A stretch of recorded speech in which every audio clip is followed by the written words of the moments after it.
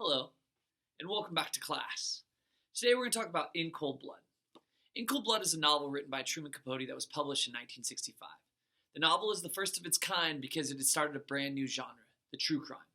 True crime novels follow the same traditional story arc that we are familiar with: the exposition, the rising action, the climax, the falling action, and the resolution. But what makes In Cold Blood so unique and the first of its kind is the way that the novel chooses to attack the traditional story arc. In the exposition, we get the background of the Clutter family. We get to follow the family around their day-to-day lives in Kansas to get a good sense of who the family is and what their lives are like. We see Herb Clutter as the head of the Clutter family, a 48-year-old man who owns a ranch in a small town in Kansas. He provides well for his family and employs several ranch hands. He is a hard worker, a generous employer, a strict but fair father, and a faithful husband to his bedridden wife. We get to know the Clutters, and in turn, we get to love and respect the family. The exposition is always the most important part of a story arc because it's the author's chance to get us to care about the novel. If the author can't get us to care about his subject, then we don't have a story. There's nothing for us to care about, therefore there's no reason for us to continue on reading. It's the author's chance to use his rhetoric to make us, as the reader, care.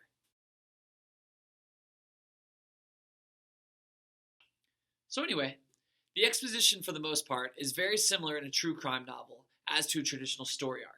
Our first real difference between the two story arcs starts to occur in the placing of the biggest action sequence, the crime, which in the case of In Cold Blood is the murders of the Clutter family. This occurs right at the end of the first chapter, the last to see them alive.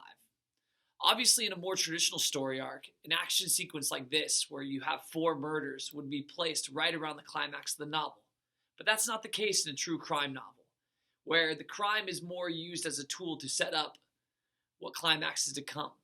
Basically, the capturing of the criminals of the said crime. So, therefore, the crime is placed right at the start of the rising action sequence, or perhaps better known in a true crime novel, the chase.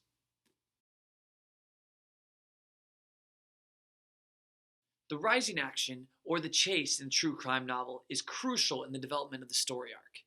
In the novel In Cold Blood, we meet Alvin Dewey, the lead detective on the case, and a friend of the now deceased Herb Clutter.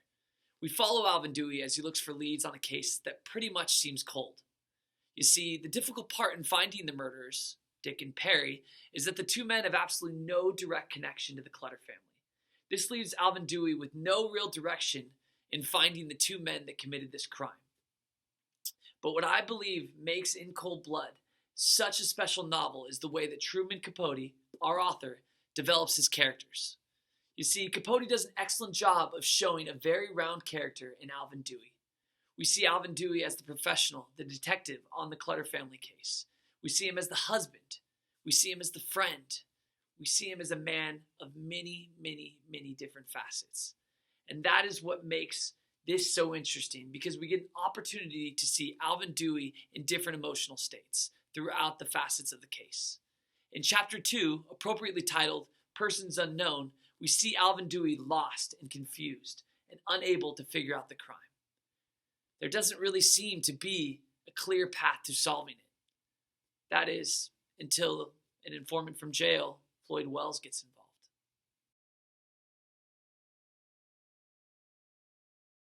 The capture in a true crime novel is where we find our climax. In the novel In Cold Blood, Floyd Wells, a former ranch hand on the Clutter farm, but now a prisoner, lets the proper authorities know of his relationship to Dick, as they knew each other in jail, and Floyd let the authorities know that he had spoken to Dick about possibly going after the Clutter family for their money. This leads Alvin Dewey and his team on a mad chase to find Dick and Perry across the country, where they were lucky enough to catch the 2 men in Las Vegas on believed fraud charges. Finally, the end of the nightmare. Or was it? You see, in a crime novel, catching the criminals is really only the beginning. In a crime novel, the climax doesn't mean the end, or the start of the end, let's say. Far from it. The capture isn't enough. You see, these are real people that we're dealing with here. Real criminals, real victims, real lawyers, real families, and real juries. Thus, anything can happen. And sometimes It does.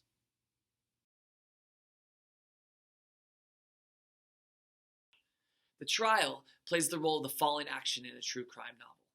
In the case of In Cold Blood, the trial is where we find the most controversial aspects of this novel, because Truman Capote did something out of the ordinary when it came to dealing with the two murderers. He humanized them. Capote spent the better part of 4 years interviewing the men in prison in hopes of finding some sort of reason or purpose for committing these crimes. He dove into Dick and Perry's past to try and make sense of why the Clutter family was murdered.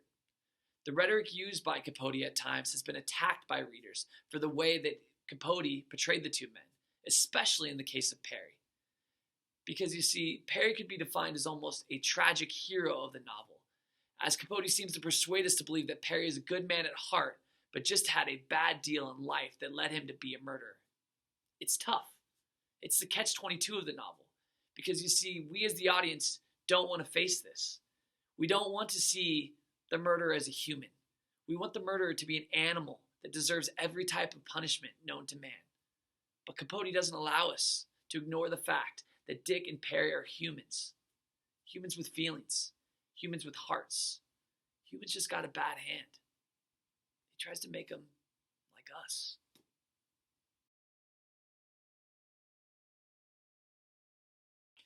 The resolution of a true crime novel comes in the form of a verdict.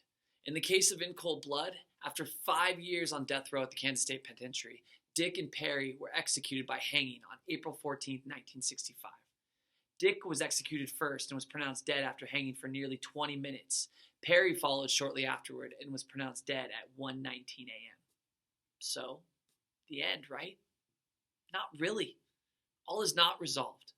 Sure, perhaps justice was served in some form, but again, this is not a work of fiction.